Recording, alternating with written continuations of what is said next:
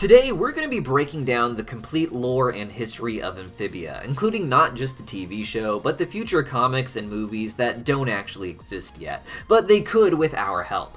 Matt Brawley and the cast all had such great ideas for where the show could go next, and would be happy to return to the world in some capacity. Today, June 17th, is the anniversary of the premiere of Amphibia, and the show will likely be trending on Twitter because of it. Now is the perfect time to get hashtag Amphibia Movie trending.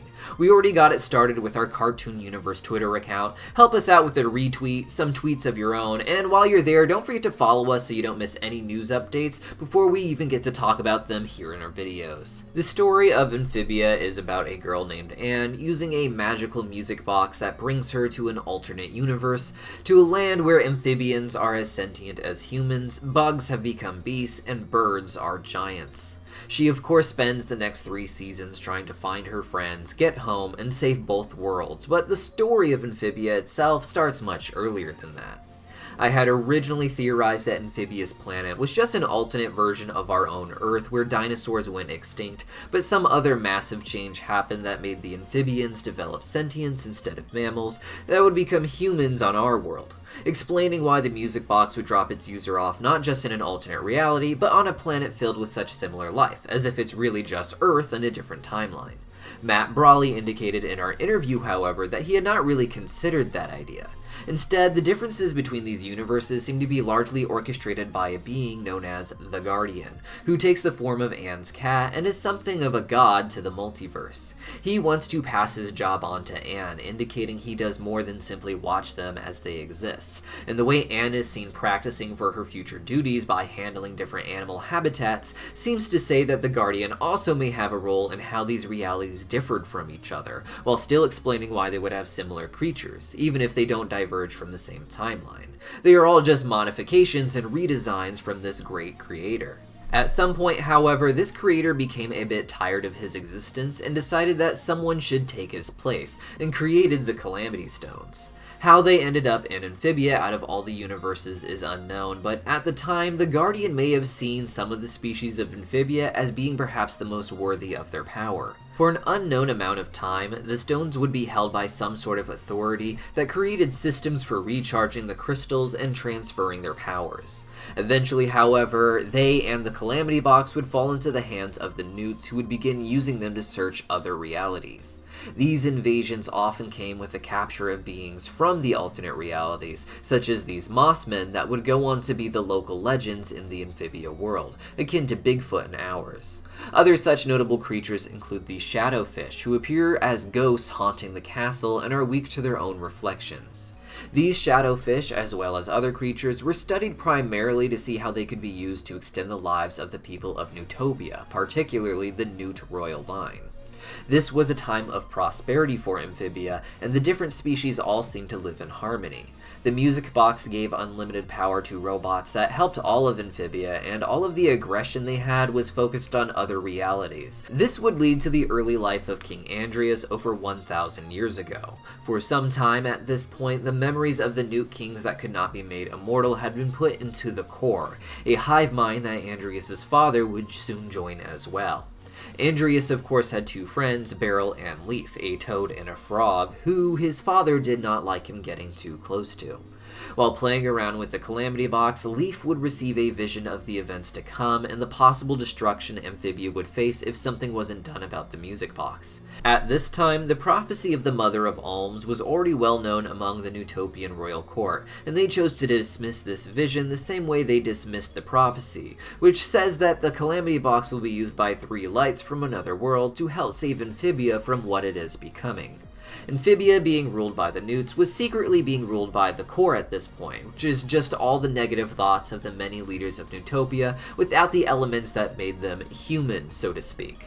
The Mother of Alms describes them as a being that cannot sleep, seemingly driving them mad. Fearing for all of Amphibia, Leaf would steal the Calamity Box and take it to another world. She would leave the Calamity Box as well as writings in Amphibia's language, and even be featured on early artwork from humans who witnessed some of this. She would jump through the Calamity Box, leaving it behind on Earth, and return to Amphibia, where she would start a new life in Wyrtwood.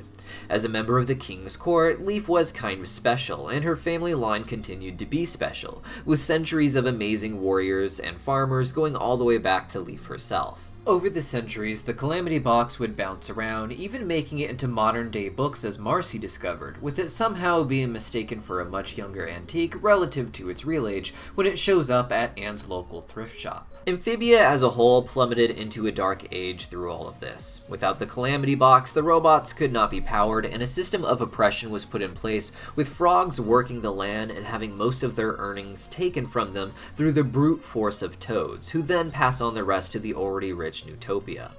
In this time, Andreas' father would die and join the Corps, but Andreas would be kept alive through the science of other species like shadowfish, as well as the mechanical enhancements we would eventually learn he has.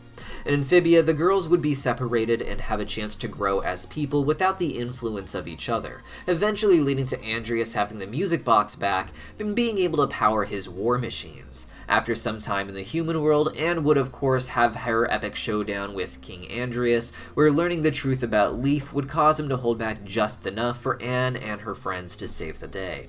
With Earth saved, the girls of course jetted back to Amphibia next to settle the affairs there, only to see that the moon was now hurtling towards the planet. This was the final plan of the Corps. Once defeated, they decided Amphibia should not be able to exist if they are not the ones ruling it. This moon was mechanized in some prior age, likely to be a moon base that focused on their expansion outwards to planets in their own realities, or to combat a threat that came in from another reality to their own planet. Regardless of its intentions, the Corps was now using it to push the moon towards Amphibia to destroy everything. The girls would of course use the Calamity Stones to stop this, with Anne using all three of their power to sacrifice her life to save everyone.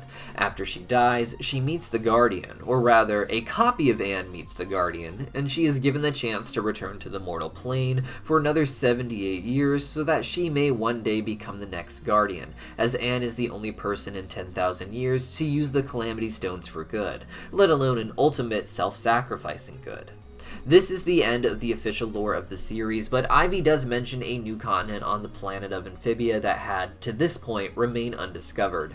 When asked about this in our follow-up interview with Matt Brawley, he explained that destroying Amphibia's moon messed up the oceans and tides, causing a new continent to spring up, but I immediately theorized that this may be some sort of frog Atlantis that perhaps sunk into the ocean sometime in the past before resurfacing, and who knows what big adventure they could have there in movies or comics. Polly would be a strong character to expand upon in these, as we finally see her as a frog instead of a pollywog in the finale, and she spent the whole series learning how to be a cool tech robot builder, so she would have lots to explore in her own spin-off material.